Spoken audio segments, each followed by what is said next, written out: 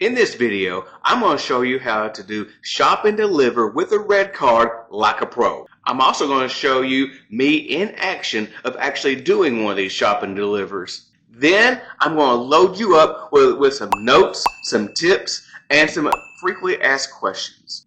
So you will be prepared on your first or your next DoorDash shop and deliver order. So let's begin. So one thing you'll need first is a what? A red card. You can get a digital red card where you add it to your Google Wallet, or you can just request DoorDash to send you a red card. And that's what I did, and I continue to use that today. And if you want to request a card or you want to activate your digital card, you can go to your DoorDash app. You can click the three little lines on the very top left-hand corner. Then you can go to red card. Then this is where you can actually go and you can get your digital red card, or you can request your physical card. And once you do have your red card, you can also get your phone and you can also go to Dasher preferences, and this will make sure that you're actually ready to do it. And for me, mine is right here on top where it says shop and deliver. It says maximize your offers. In-store shopping, these orders require a red card. You can toggle off, you can turn it off. And it says, are you sure you want to opt out of the shop and deliver? I don't. But I'm going to just stay right back, but you can also toggle off, toggle it on, however you would like. So some of the typical stores that you may go to is like Aldi's or Tom Thumb. I know for me, my main stores that I'm going to is going to be like CVS or Walgreens, and it seems like all the time I'm going to Dollar General store. So I know that store almost like the back of my hand now. Hey, now let me show you. I have one of my shop and deliver orders that's never been seen before. I've never shown it publicly, but here is me in action of doing a shop and deliver. All right, our hit arrived at the store. Now I'm going to go ahead and hit start shopping. Now I'm looking for two items. I'm looking for the Huggies and the Talkies. So let's look around here. All right, there's the Talkies. Let me grab that. I'm going to have to scan it. The barcode is being a buzzard. Let me lay this thing down. Now I'm going to straighten that barcode out and take a picture. There we go. Daggum, dropped it. Let me just grab another one. It's the same thing. Okay. Now, since I scanned it, it's going to show a little green check mark showing that I got the right item. And now I'm going to go get the Huggies. All right. Found the Huggies section. All right. Now I'm looking for the right item. Okay. I'm just going to tap on that part of the screen where it says Huggies. And then it shows me a bigger picture.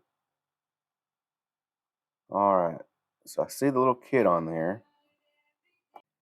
I'm starting to think this one right here is just a different package. One has Mickey Mouse and one has the kid, but everything else looks like it's the same. I guess let me just try to scan this thing, see if it works. Bam. Oh, cool. It took it. All right. We got two green check marks and I can proceed to check out. Let's do this. Now we're just going to hit next on this next screen where it says go to self checkout or the cashier. All right, so just give them to her. She takes it, she scans it. Now I'm just gonna get my red card here. Follow the prompts. I'm gonna hit confirm the payment because everything has gone through. Another good thing to remember is you're gonna have to hit credit for your payment on your card. All right. All right, got the receipt. When I have time, I'll actually scan my receipt while I'm in there, but I didn't really have time. I didn't want to hold up the line. So right here, I'm going to just take a photo of the receipt. I'm going to say take the photo, hover my phone right over it, and try to get a clear picture here. All right, there we go. That completes the shopping. Now let's go deliver it. Oh yes, we get this pop-up says discard the receipt the customer does not get the actual physical copy of the receipt, they will be getting a digital copy. Excuse me. All right, making to the car. And let's go. All right, the direction said to set it in the blue chair. I said in blue chair. Took a picture of it with the cat. Awesome. Now we are completed. Oh, knock on the door. Now we have completed the shop and deliver. And it's as easy as that. So go ahead and give it a shot, give it a try. So let's go over notes, tips, and frequently asked questions. One good thing to know, while you're shopping, the customer still can add items. Yeah, I know. I know I was at Aldi's before and I had like 29 items and they want to send me an extra 5. I'm like, are you kidding me?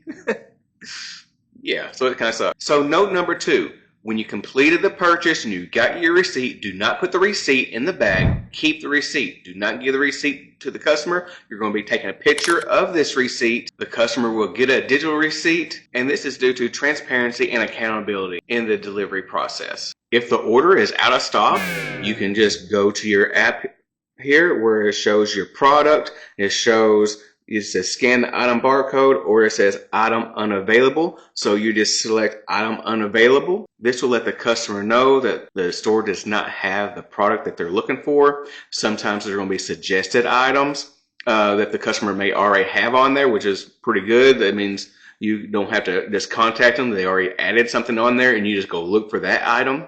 Or there's going to be some other little scenarios that you could also do too. Sometimes DoorDash will prompt you to actually take a picture of the whole area. It'll be like just bam, take the picture. It will send it to the customer. The customer can select it. I know there's been times where they kind of just circled it and sent me the picture back. I'm like, okay. And I just did the substitution that way. Also, sometimes DoorDash sends a substituted item as they recommend. I don't really like that one, but I can also contact the customer by text or just calling them and see if they're good with that item. Because I don't want to just use an item or grab an item that they're not comfortable with, they don't like. You don't want that type of issue. If there are no substitutions available, you may be prompted where you can also refund the customer. And also, I had experience recently when I sent that this item was not available. The customer, they just did their own refund right then and there for that one particular item. Before you hit item unavailable, it's good to ask one of the staff members if there's a second location or even a third location. You never know where they might put some other things at. And sometimes that they have it. So those were some of your 5 notes. So let's move into the 5 tips. So tip number 1, when you arrive at the store, you just hit on your phone, it says arrive at the store. But when it says start shopping, I don't actually hit that button until I actually get closer to the door, mainly because DoorDash used to actually keep up and keep track of the time. But I've noticed in the last few months, probably like 3 or 4 months, they haven't actually kept track of that type of time.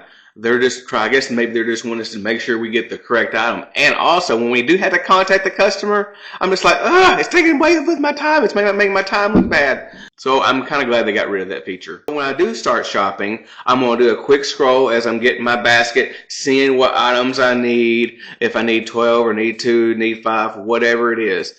And also, you got to think about not only your miles to money ratio, then you got to think about the time that you're putting in. Is this actually worth it? Because if they send you 20 items for $5 or $7, that's not going to be worth it. It's not going to be worth it at all. You also got to be thinking about how well do you know the store? How long is this actually going to take you? I don't really like taking orders that has no more than 10 items because I just want to get in there, get out, be quick as possible, and hopefully there's no line. Tip number 2, when you grab the item, make sure, do they want 1? Do they want 2? Do they want 3? What is the quantity? How many do they actually want of that product? Because you don't want to just get 1 where they requested 2. Tip number 3, if you scan the wrong item, chill out. It's going to be okay. On the DoorDash app, it will tell you, hey, it's the wrong item, buddy. Get the right one. And most of the time it's just the size of the item, maybe 12 ounces, 15 ounces, 6 ounces. It could just be anything like that. So just keep looking. It's going to be there. And if not, you know what to do. Tip number 4, make sure you're checking the dates. So of the milk, the eggs, etc., stuff like that. Those are really important items you really want to check the dates of and make sure it's still good. Because recently I saw a product, it was Hostess Donuts. And I looked at the date and it was like, that was a week and a half ago when it expired. That was bad. So I just kind of shuffled through the back and got a better date for them. And here's tip number 5, right before we get to the question and answers. And if you're getting any value to this, consider subscribing. Tip number 5, when you use your red card, when you're up there at the register, you're going to do this as credit. This is important. I'm not going to choose debit or anything like that. You run it as credit. And now, some Q&A. So let's read one here. After ring up, DoorDash prompts you to take a picture. What do you do with the receipt?